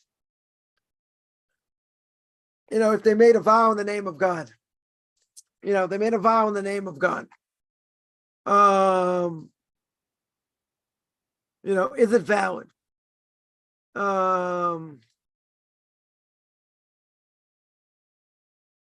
Interesting question.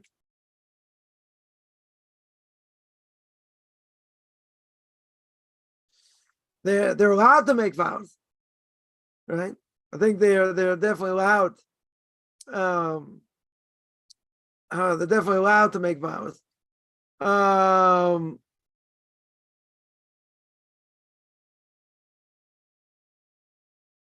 They got to be careful if they do make a vow. If they do make a vow, they should fulfill it, right? They definitely should. They definitely should. They definitely should fulfill it. It does have the force of a vow over here, so you got to be careful.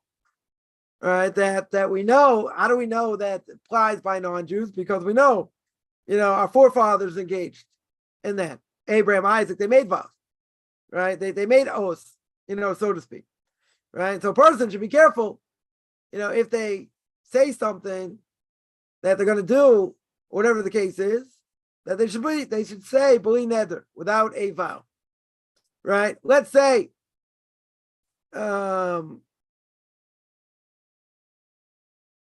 you made the vow,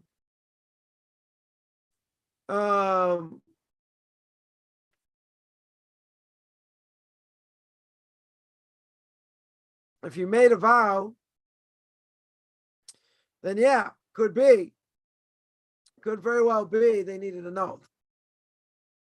I mean, that I have to double check, but we know that non-Jews, or let's say better, the patriarchs, the whole question what they were, if they were Noahites or Jews, per se, even before the Torah was given. If a person made a vow, they should keep it even as a non-Jew, right? But if they made it, they know they made a vow. Is it valid? It's definitely valid.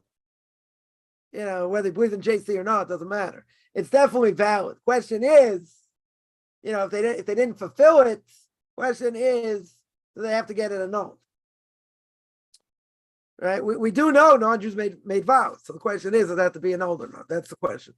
That I have to further investigate. Because if it has the status of a vow, then why shouldn't it be annulled? Right? Why shouldn't it be annulled? So that's whatever. That I have to check further. That I have to check further. Not sure. Someone asked, crypto Jews have to convert. A crypto Jew, what they call a B'nai Anusim, right? Ones that are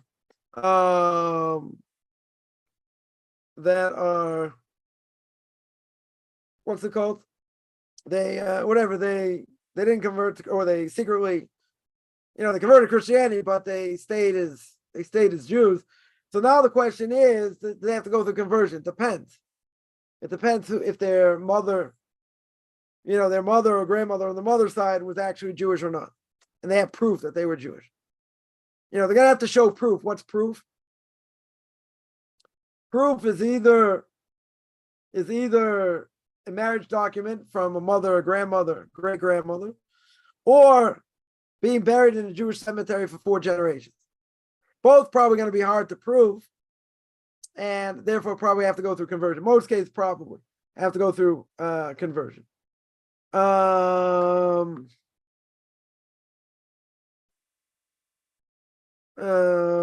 Let me see other questions here.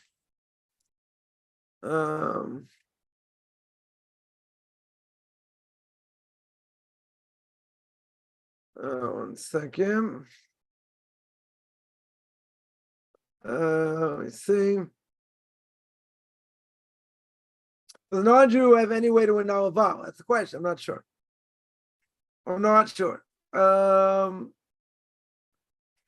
If we say that, they can annul it, they have to go through a beis din, the 5 kosher Jews to get it annulled, or at least one who's an expert to get it annulled. I don't know if they have to go that far, right? I'm not sure they have to go that far. That I have to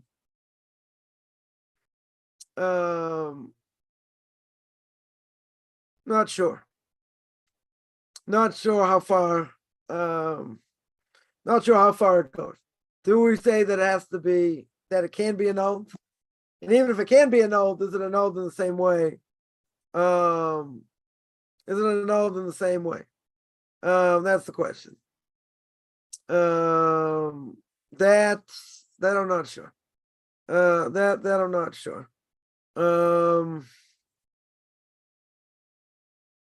That's like I said, that needs further clarification. That's what I would say on that. Let me see. There's a question here. Question is, why was Yaakov's name changed off permanent? Yaakov's name was changed to Yisrael, right? But how is he known? He's known as Yisrael. Changes his name, right? That we saw in this week's parsha. But he didn't have his name changed as Abraham did, or Sarah. It's given an additional name, right? That's his primary name, right? That I think everyone agrees. That is his primary name, right? But he was given a secondary name. So how do we know? How do we know over here? Because Genesis chapter 46, verse 2, God relates to Jacob as Jacob, not Yisrael. Right? So the name is added. The name is added. The question is, what's the difference? And so his name is really Yisrael is a compliment, right? It's a name that complements him. That, in other words, Jacob himself, given the name of Yaakov, he didn't fulfill his first mission. He didn't just outgrow his first mission per se. He had a second one, right? He had another mission, so to speak. So the name reflects two purposes. Two purposes. So when he's young, what do we say? He was a plain man dwelling in tents, right? Genesis chapter 25, verse 27, right? What did he do? He's by himself, secluded from the outside world, immersed in study of Torah, right? He spent tents, we understand, is study halls, right? Learned by Shem, son of Noah, and Eber was Shem's great-grandson. But what happened? A little bit of difficulty in life. He had an evil brother, right, so to speak, and he was just the opposite. He was the hunter, man of the field, physicality, etc. But Jacob is given a second name, right? Second name is Yisrael. Now, what does the word Yisrael relate to? Relates to the word Sar. What does the word Sar mean? Sar means master. Sar can also mean nobleman, because it says you have contended or you've confronted with the divine, right? Sarisa. That's what the Torah says in Genesis 32:29. So Yaakov has two missions, right? Two missions over here, right? One possible reason, right? That, in other words, he's still a Torah scholar, still learns, right? He's got that spirit, but he's also going to be Yisrael. He's going to be a leader, right? He's going to be a world leader over here. Something that obviously his brother didn't take on, right? That he refused to do. So he's got two different missions in life. So therefore his name is changed, but we don't forget the second name, right? In other words, we don't forget it. It just doesn't take over his first name. He's got two separate, potential things he's got to do, right? That's what I would, one way of explaining that. Yeah. Any other questions?